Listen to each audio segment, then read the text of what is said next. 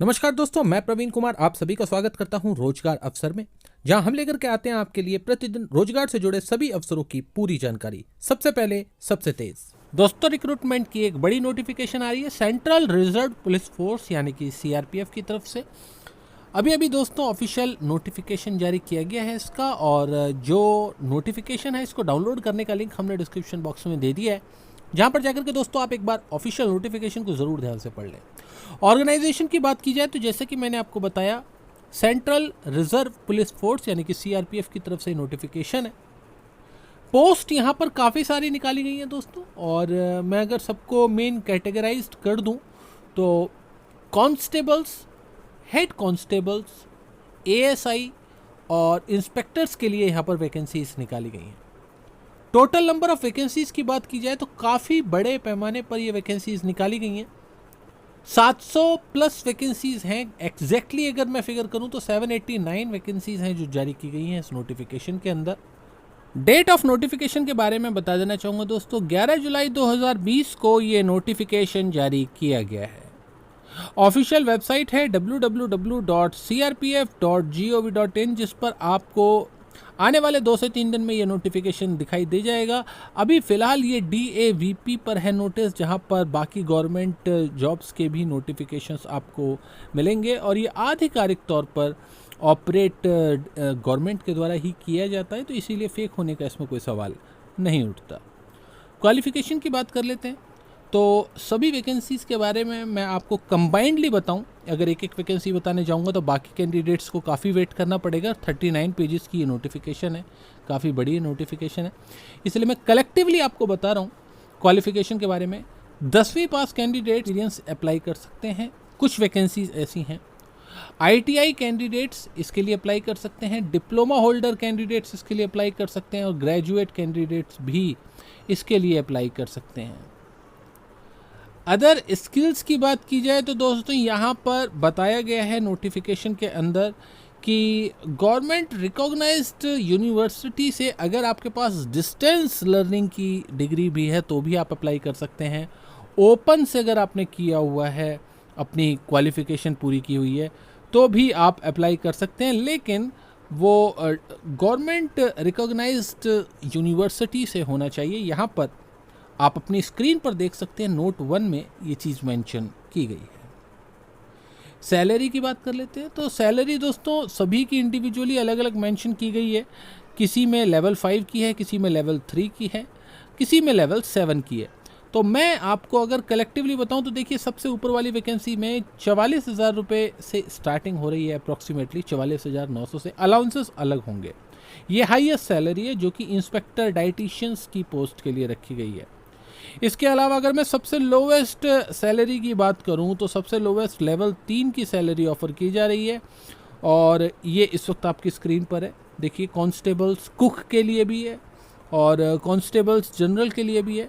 21,700 से salary start है, सबसे लोवेस्ट सैलरी यही है, और लेवल 3 की सैलरी है। अलाउंसेस इसमें भी जुड़ेंगे, और उसके बाद अमाउंट जो आपको सैलरी के रूप में मिलने वाला है वो इस फिगर से काफ़ी ज़्यादा होगा जो इस वक्त आप अपनी स्क्रीन पर देख रहे हैं।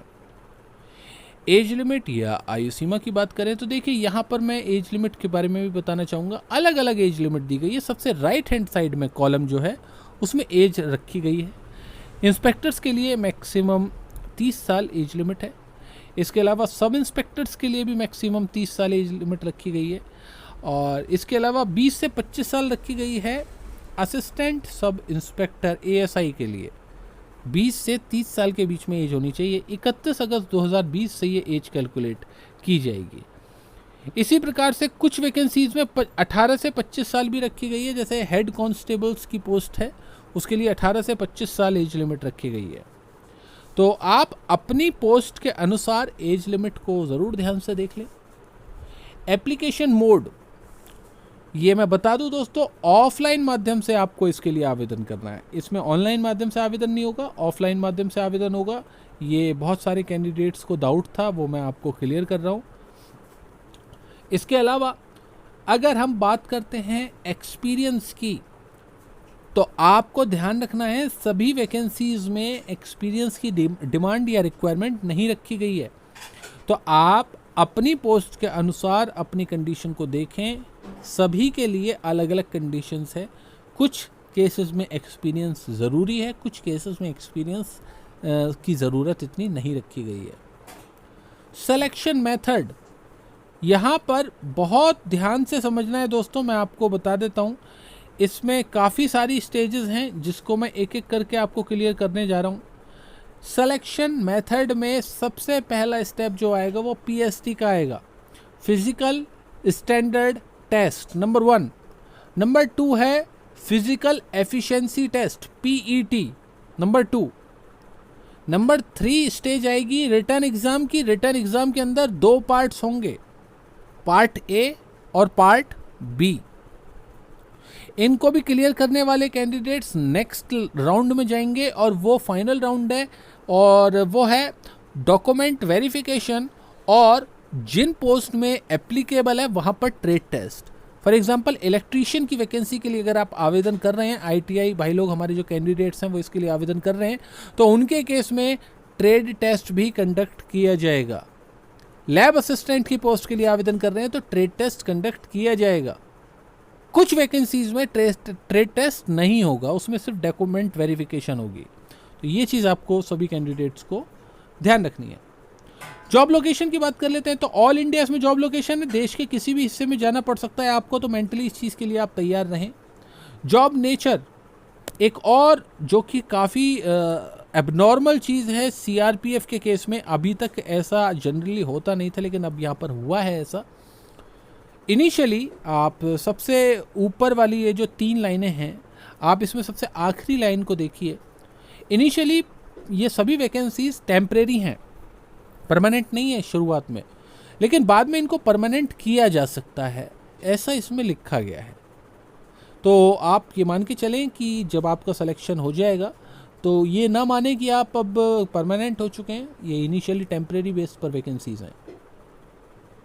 अदर स्टेट्स के कैंडिडेट्स के लिए बता देना चाहूँगा कि आप देश के किसी भी राज्य में हैं, इनके लिए आवेदन कर सकते हैं, कोई भी लोकेशन बार इसमें नहीं रखा गया है।